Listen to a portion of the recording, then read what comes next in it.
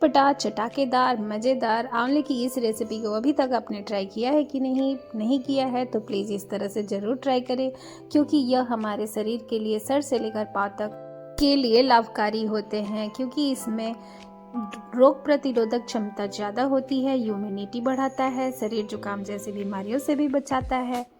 आंवला तो हर किसी को हर रोज़ खाना चाहिए, चाहे वो आप किसी भी रूप में खाएं। आंवला किसी भी रूप में खाएंगे तो आंवले आपको फ़ायदे ही करेंगे। तो आज आंवले की अचार की रेसिपी मैंने बहुत सारी शेयर किए हैं, तो अभी तक आपने नहीं देखा है तो प्लीज़ एक बार जा कर के चेक कर ले। चैनल पर बहुत सारे आंवले की रेसिपी मैंने शेयर की है। तो आज मैं आंवले की लौंजी बना रही हूँ, जिसको बनाना बहुत ही आसान है। तो सबसे पहले आंवले को धो ले और आंवला एकदम फ्रेश लीजिएगा, नहीं तो ये अच्छे नहीं बनेंगे। आंवला एकदम फ्रेश लीजिएगा और इस तरह से आंवले को स्टीम कर ले। स्टीम करने का तरीका भी मैंने अपने चैनल पर दिखाया है कि किस तरह से स्टीम कर सकते हैं, तो उसे अभी आप जा कर के चेक कर ले यदि आप बिगनर्स हैं तो।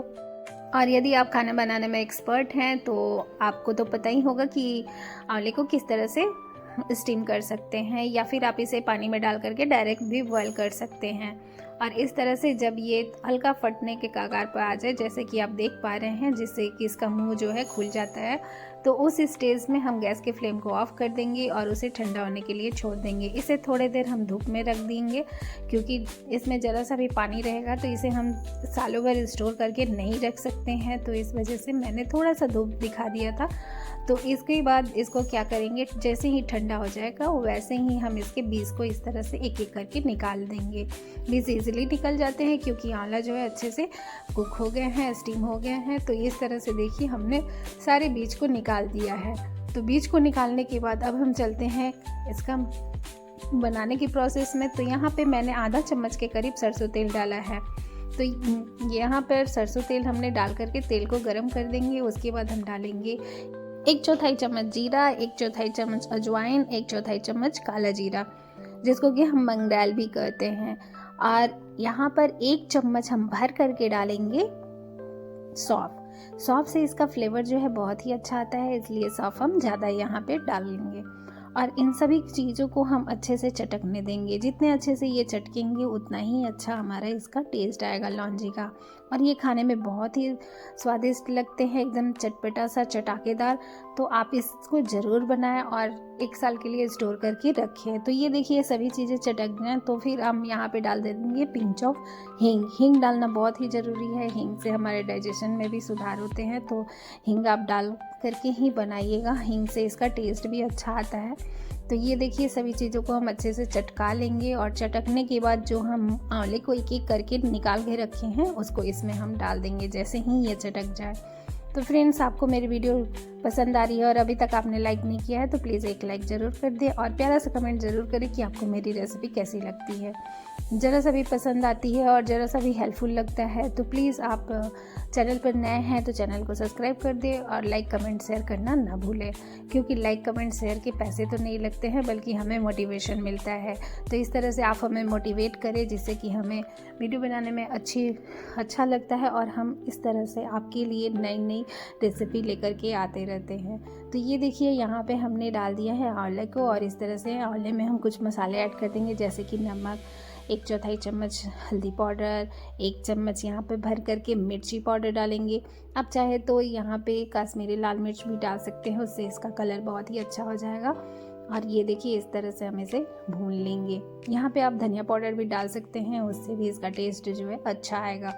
तो यहाँ पे आप सभी चीज़ों को भून करके और यहाँ पे मैं डाल दे रही हूँ आधा चम्मच के करीब काला नमक। काला नमक से और नमक दोनों डालेंगे तो इसका टेस्ट जो है और भी अच्छा, चटपटा, एकदम स्वादिष्ट लगता है। यह पूड़ी पराठे या फिर किसी के साथ भी खाएंगे ना तो बहुत ही मज़ा आ जाता है। ये चटनी जब भी बनती है तो बिना सब्जी के ही इसको पराठे के साथ आप एंजॉय कर सकते हैं। जब कभी होता है कि सब्ज़ी बनाने का मन नहीं होता है तो ये रेसिपी हमारे घर में रहती ही है, तो आप इस तरह से चटनी के साथ पराठे बना करके खा सकते हैं, इतना यम्मी लगता है। तो ये देखिए यहाँ पे जितना हमारा आंवला था उतना ही हमने इसमें गुड़ डाल दिया है, क्योंकि गुड़ ज़्यादा रहता है तो फिर क्या होता है कि जब बच्चे खाते हैं तो उन्हें गुड़ की जो ग्रेवी होती है अच्छी लगती है इसके साथ खाने में।